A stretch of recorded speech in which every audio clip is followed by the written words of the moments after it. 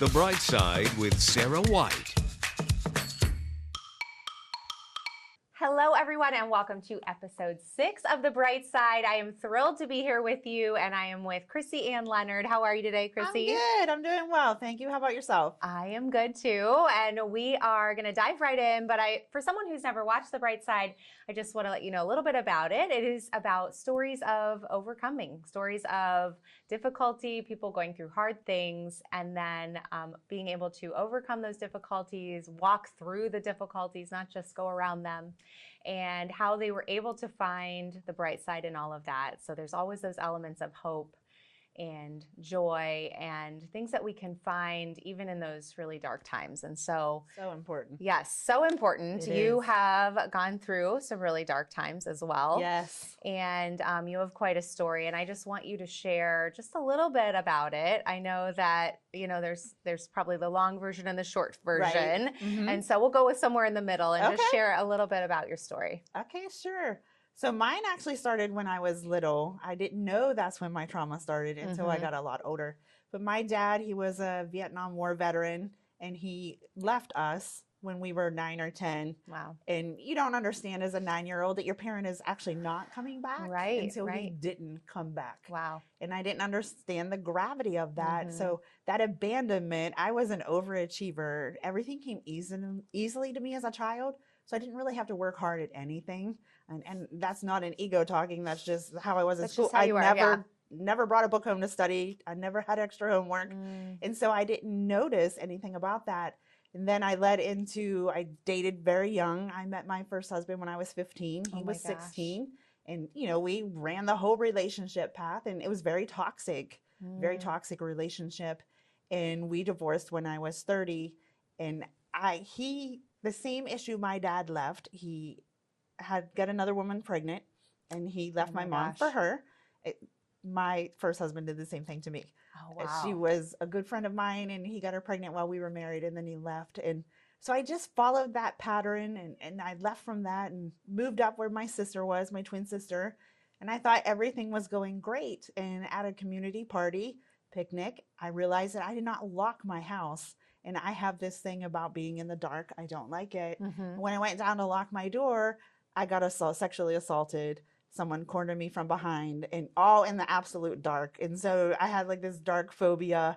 And I kept saying, like, why is all this happening to me? Yeah. And I didn't realize, it took a while to realize that what I wanted from my dad, I was searching for in the choices of men that I made. And so I call it like the daddy complex that I had, because I was abandoned. I was looking for that love. And it come that I don't really understand that type of love, because I didn't experience as a child where you get your knowledge of love. And so I was always looking for love in all the wrong places song. Yeah. I could be the poster child for that. Yeah. Oh my gosh. Absolutely. And so I actually want to read a little bit of your story. Sure. And I'm going to have a question for you after we read just a couple little paragraphs. So you said, I was so deep that I didn't realize how my unaddressed trauma had bound me to a place I didn't know how to escape, and how my new trauma built another layer on my previous ones. A megawatt smile, which you definitely have, can distract people from the sadness lingering in my eyes. This was the game that I learned to master. My destiny and purpose were the pawns in the game, and I wasn't sure either could survive.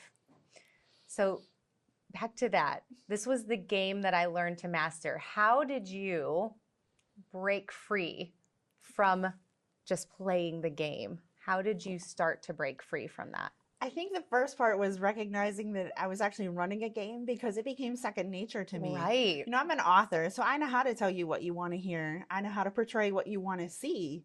And I can make you believe anything I want you to believe. Isn't that true, though? That was like actually a realization moment for me. It's the first step is actually recognizing that you're playing the game. Right. Oh my gosh. I was, you know, they have a chess master, like I was the game master.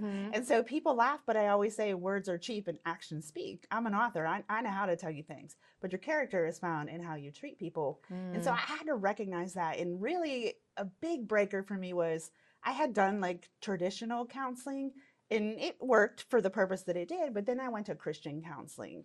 And that's just a whole new level because they make you get to your spiritual side, which I had always ignored. Sure. And so she just said, well, what do you think God would say about what you're doing? And I said, well, obviously he wouldn't be really happy. Like I knew that and recognized that in it. And I was like, oh, I am playing the game. But I think you have to go to this, I call it the pain pit. You have all this trauma that you bound yourself to. And if you don't ever address it, you'll never leave it. Your mind will never let it go. And so you will experience it all the time in everything you do. And I had to recognize that. So I call it the pain pit. And when I started writing my books, I had to go to this pain pit. And at first I wouldn't do it because I could write it good enough, but not great enough. And you have to know the difference when you're writing. And my editor said, if you don't hit that pocket, this book is like going to go nowhere. And I didn't want to do it because it was so painful because you have to relive that. And what people don't understand is your mind doesn't actually know you're not there. Right. Well, and your mind also protects you exactly from your pain. And so when you want to go back to it, you actually have to go back and you experience it all over again, and you add that other layer of trauma. So it's, you think of like a 7-layer salad, right? People love the 7-layer salad. Yeah. That's your trauma. So I was just layering and layering and layering and layering. And while this layer was painful, this was the layer that I never wanted to address. And that went back to the abandonment. Well, and that's the one that you really needed to address to be able to address the other 7, right? Here's what it did. It affected every single area of my life, and I didn't even recognize it. And it started the game. So I actually started that game when I was young, 9 years old, and all the way up until my 40s. But it also, because there's a positive to everything. Right. It also lets me recognize when people are trying to play the game on me. Yeah. And I tell them, I'm the master. You're playing with the master, and it's not going to work. Yeah. And so I'm very brutal in that way where I can recognize that from people. And I'm like, please don't play games. Yeah. Because I never understood what I did to people until they're like, I can't believe you did that to me. I think it's really interesting too that you said, it started when you were 9, and that was something that happened to you. You didn't choose for your father to leave, but then because of that, then you did start making choices that affected your life because of that trauma that happened to you. So it can even be things that happen to us that maybe we didn't choose. Those traumas can, affect us down the line. Sure, they actually add on because in the end, I would end up becoming like my dad. I would walk away. Right. And if you didn't address it about it. Yeah, absolutely. Okay, I'm going to go to another section. Sure. I needed something greater in my life than the lies of being unloved and unworthy spoken over me. I buried my trauma deep in my soul and chained it there. We were basically just talking about this, hoping it never was released back into my life. At the time, I felt that was the only way to cope and live a meaningful life. But buried things tend to rise back up again, and mine were no different. That's so good. You did such a good job of writing that. It's like a tsunami, right? It will come out, and if you can't control yourself, you will never control what it leashes out. Either it's going to be in your words or it's going to be in your actions. And it took me burning one of the best relationships I had in my life before I was like, okay, something has got to give. I could feel it building and building and building, but I had become so good at turning off my emotions that a lot of times I don't even recognize that I'm not even feeling any emotions. And so you just kind of react and you go and you react. So yeah, you have to deal with it because that little wave that you think it is a tsunami building and it will come out. Yeah. So what would you say to someone who is maybe listening to this, watching this, and realizes that they have those layers, but we can't deal with all the layers at one time, right? So what would you say to them is the first step? The first step, and people might not agree with this, but it's like a domino effect. You have to go back and address the original trauma because that is the trauma that is affecting every decision you're making in life, and you don't even know it. Right. It's one of the key phrases I tell people, 2 things I tell them. The trauma didn't kill you, or did it? And you just didn't even notice. Yeah, that's good. And you don't. And trauma stole from you. and you never even noticed. Why? Because we try to take the top layer. You know, when you're eating something that's layered, the best layer is at the bottom, right? Mm-hmm. So the best way for you to complete your trauma recovery is to go back to the original source. But people won't do that because it's the most painful one. Yeah. And it carries the weight of everything for you. That's really good. That made me think of like the Princess and the Pea. Oh, yeah. You know how she has like the little tiny pea at the bottom of like 12 mattresses. And like, she's like, why can't I sleep? You know, and she had to get the little pea out. And it's really true. It's like we have to get that first thing. It will show up in every part of your life. Absolutely. And you'll finally start to notice, like, I need to take a moment here. Mm-hmm. Yeah. Yeah. And deal with one thing at a time. That's something that I've really realized is we can't deal with it all. At the same time, we have to kind of deal with one thing at a time. One visual thing that's helped me with that is actually visualizing putting things in a box. Mm-hmm. Sure. And they can stay there until I'm ready to take them out Exactly. and deal with them. And so then it's like, okay, I could take out this one thing. I'm going to work on this one thing. Right. This one trauma that I went through. And then once we work through that, we can put it back in. Sure. Trauma doesn't require you to be an overachiever. Yeah. And under-promise yourself and over-deliver. Yeah. Then your confidence will build and you will skyrocket from there. Because good. You need to know that you need to love yourself first. Yeah. When you're dealing with trauma, you have to love yourself enough first to want to get out of your trauma. Right. You have to acknowledge it. Sure. Absolutely. Absolutely. Okay. I got a couple more little paragraphs. I want you to talk about this. I addressed the trauma and learned how it affected my mind and body. My faith deepened, and I realized that a miracle did happen on the day of the attack. The miracle was the car pulling into the parking lot. It stopped the attack and saved my life. I realized that God started filling in the broken pieces of me with his love. I'm going to read this a second part too. The assault took many things from me and caused me pain, emotionally, mentally, and physically, yet it also made me deepen my faith, become someone new, and becoming a spokesperson on surviving and thriving after sexual assault. An incident that was meant to destroy me, instead, over time, made me stronger. The healing was the first step onto my path to my purpose. God used that horrific event and turned it into a powerful testimony. Can you talk to that a little bit? Sure. You know, one of the things is after you get that healing, you can sit and have these conversations and you're not triggered backwards. That's how you know you've really come to a place of accepting it and healing from it. So it was very brutal. And she came home for something that was actually in the car. And so that was the biggest part of the miracle because I had been trained in self-defense. But when he cornered me from behind, it was like the deer in the headlights. My mind just shut down. And I remember one thing I said to God, why are you doing this to me again? Why do I have this trauma again? Didn't I pay enough the first time, right? Like we always put this weight of, this is the cost it cost me. Right. But really it was my poor decisions. I went out at night alone. No phone, no keys, nothing. I had no way to defend myself with anything and not ever advocating that I asked to be attacked because I certainly I was just going to say that. But, you know, I had to acknowledge that I made some mistakes that day too. Sure. And literally the party was 4 doors down from me. Oh my gosh. If I had just screamed and then you beat yourself up over all these things I didn't do. But it took a long time for me to realize that, you know, God did show up that day because I survived. Right. And that someone did pull she their came car and in. I survived. And I've always been big on, if you don't really talk about the messiness of your trauma, there is no message. Because in the messiness is the message. And that is all a very messy part of my time. But, you know, someone had told me, a really close person to me, and I told her the same thing that I had said to God. And she said, what if you looked at this differently? I said, how exactly do you look at it differently? She said, did you ever wonder why you're in the same circumstances? And maybe is it just a different response is what is being looked for?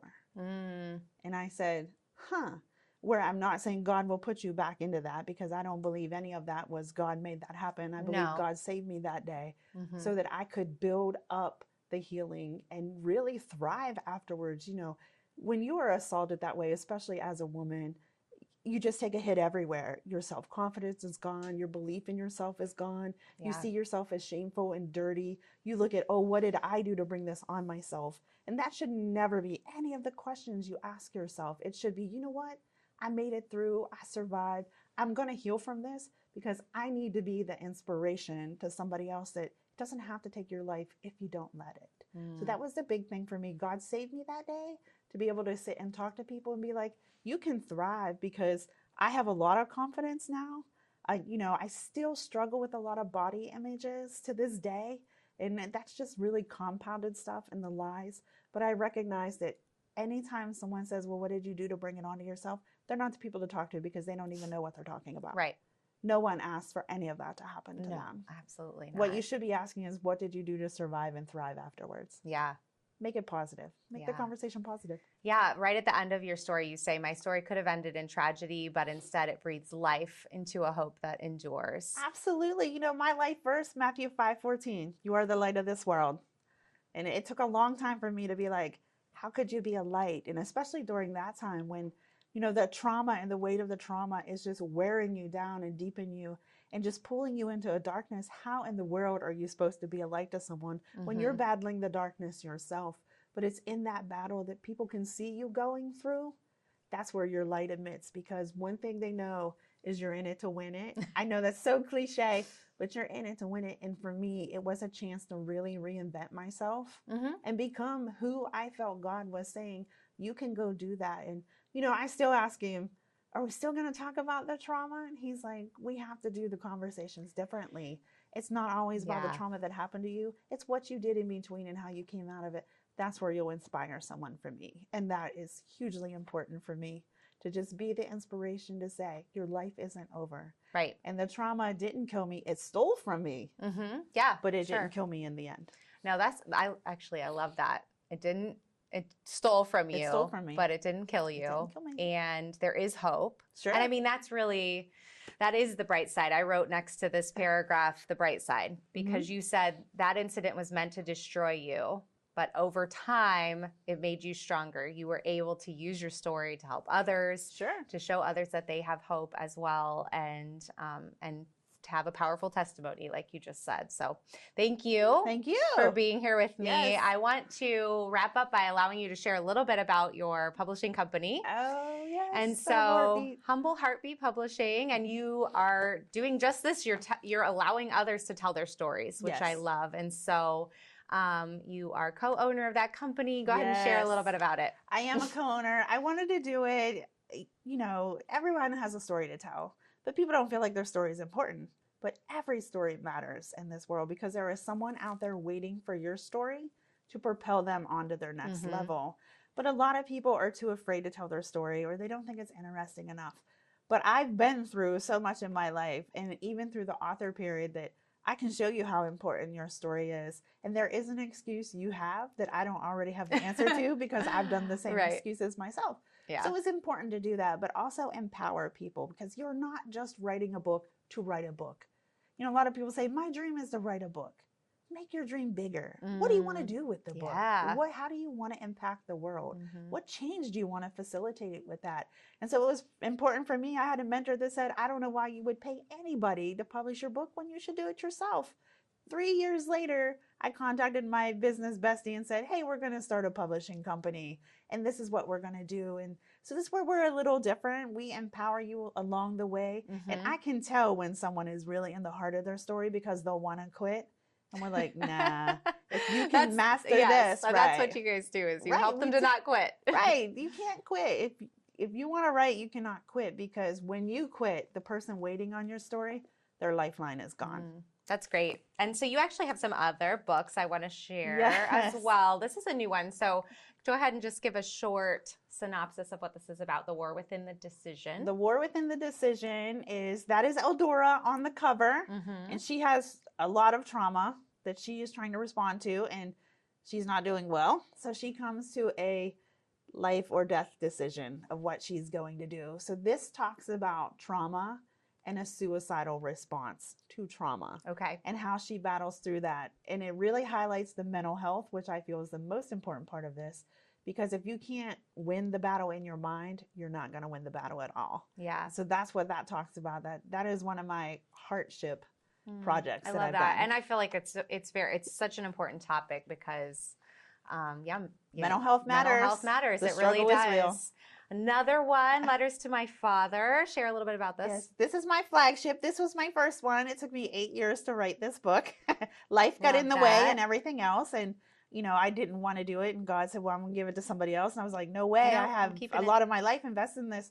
So this story is about letters that people wrote to God about why they had not been delivered from their traumatic things. And a lady finds the letters. Her friend is a PI.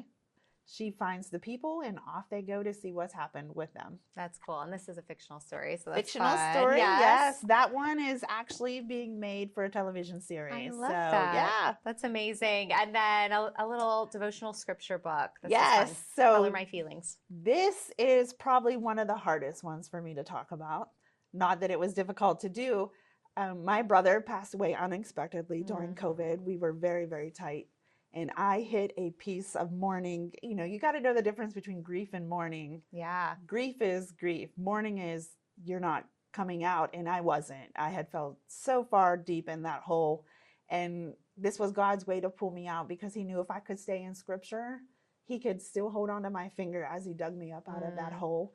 And so that is the hardest one, but it's probably one of my proudest ones because I did that one for my brother. It started as a coloring book. And my twin sister said I had a vision that this book had a devotional, and that had never been done at the time. You don't normally find coloring books with devotional, especially scripture-based ones. And so I prayed about it, and I said, okay, let's do it.